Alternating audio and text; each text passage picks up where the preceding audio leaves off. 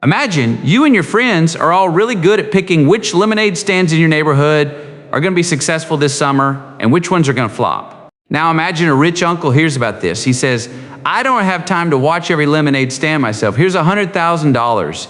You and your friends go figure out which stands will win and which will fail. Put my money on the winners and bet against the losers. If you make me money, I'll pay you extra. If you lose my money, that's on you too. That, believe it or not, is almost exactly what a hedge fund is. A group of smart people managing someone else's money, trying to win no matter what direction the market moves. Today, we're going to explain in the simplest way possible what a hedge fund actually is, how it makes money, why it's so exclusive, and why it can also be one of the riskiest ways to invest money in the entire world. No confusing jargon, no finance degree required. Let's get into it. Before we get to hedge funds, let's make sure the basics are crystal clear. When you invest in a company, you're basically buying a tiny slice of ownership in it. Imagine a kid opens a cookie stand, and instead of paying for all the ingredients themselves, they ask you for $10 to help buy sugar and flour.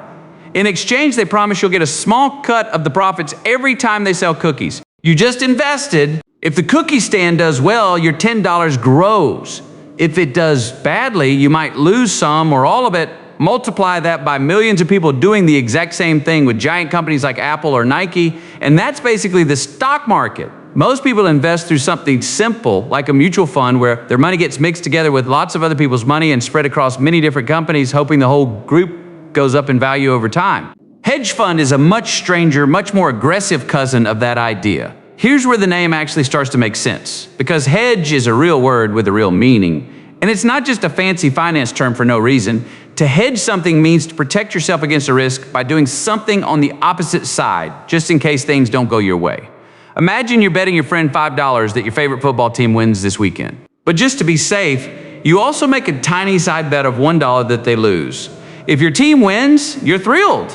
You win $4 overall. If your team loses, you don't lose everything. That $1 side bet softens the blow. That's hedging. You're not just betting on one outcome. You're trying to protect yourself no matter what happens. The very first hedge funds decades ago worked exactly like this. Managers would bet on companies they believed would go up in value, called going long, while at the very same time betting against companies they believed would go down in value, called going short.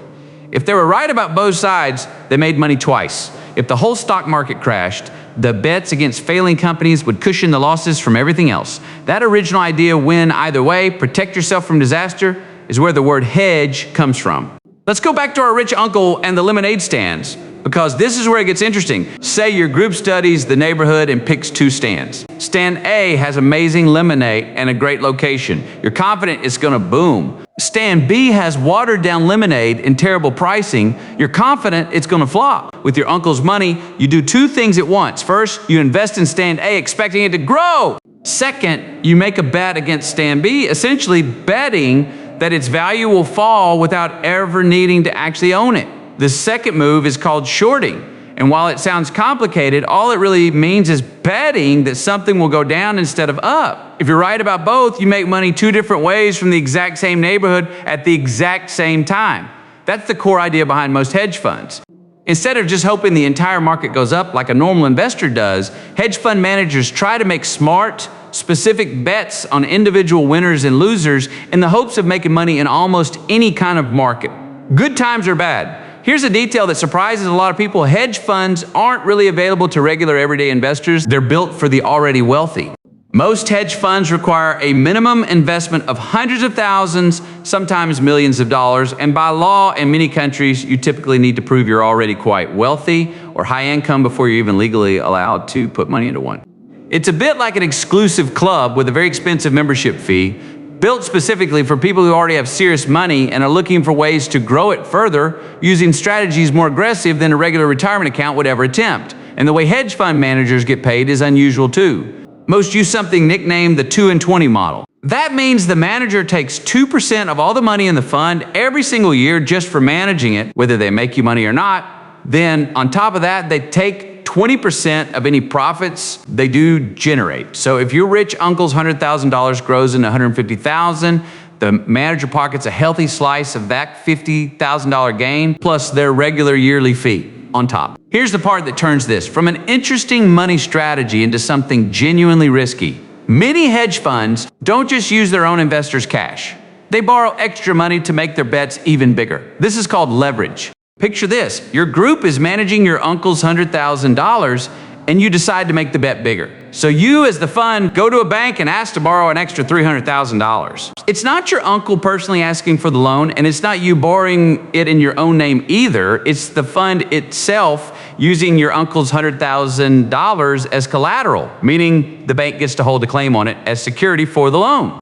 Here's why the bank agrees to this at all. It's not lending based on trust or a handshake. It's more like a pawn shop. A pawn shop will lend you cash if you hand over something valuable, because if you don't pay them back, they simply keep and sell what you gave them. The bank works the same way here. It lends the fund $300,000 because it knows exactly what that money is going to be used to buy. And it has the legal right to seize and sell those investments first if anything goes wrong. Now the fund controls $400,000 worth of bets on lemonade stands. Your uncle's original $100,000 plus the $300,000 borrowed against it, even though only a quarter of that total is actually his own money. Here's the part that confuses people, so let's slow down. The bank isn't your uncle's partner, and it doesn't share in his profits. The bank is just a lender. It only cares about getting its $300,000 back, plus a bit of interest, say $10,000, no matter how well or badly the bets do. Your uncle, on the other hand, owns the entire investment. Whatever's left over after the bank gets paid back belongs entirely to him. So say your predictions are right, and the full $400,000 grows by 10%, turning into $440,000. That's a $40,000 profit. First, you pay the bank back. It's $300,000 plus the $10,000 in interest, $310,000 total. What's left is $130,000, and every bit of that belongs to your uncle. His original $100,000 just turned into $130,000, a 30% gain, even though the actual bets only moved 10%. Compare that to if he'd never borrowed anything at all. His $100,000, growing by that same 10%, would have only become $110,000. Borrowing the extra money supersized his profit because he got to keep all the extra gains after paying the bank its small fixed cut. But if you're wrong, the paying gets supersized too, and the bank's fixed cut makes it even worse. You still owe the bank its $300,000 plus interest, no matter what happened to the lemonade stands. So say instead the bets go badly and your $400,000 shrinks by 10% down to $360,000. You still owe the bank $310,000 of that. What's left for your uncle is only $50,000, meaning his original $100,000 investment got cut in half, even though the actual bets only fell by 10%. That's the trap. Borrowing money doesn't just supersize your gains, it supersizes your losses by the exact same amount, because the bank always gets paid first, no matter what. This is exactly why hedge funds occasionally make dramatic headlines, not because the idea of hedging itself is reckless, but because borrowing huge amounts of extra money to make bets bigger can turn a small mistake into an enormous one extremely fast. Here's the thought I want to leave you with. At its heart, a hedge fund is just a very smart, very confident group of people making bigger, more complicated bets than the average investor, using other people's money and often using borrowed money on top of that. When it works, it can generate extraordinary returns. When it doesn't, the same borrowed money that made the winning bet so exciting can make the losing bets absolutely brutal. Now that you understand exactly how this machine works, you're ready for something genuinely wild. A real hedge fund that grew to $45 billion, then lost $35 billion of it in under a month. That's coming in our next video, and now you'll actually understand every single piece of how it happened. If breakdowns like this are your thing, this is exactly what we do every week here on Dumb Economics, pulling apart the hidden math behind the world's biggest financial stories in a way anyone can understand. Hit subscribe so you don't miss the next one. See you there.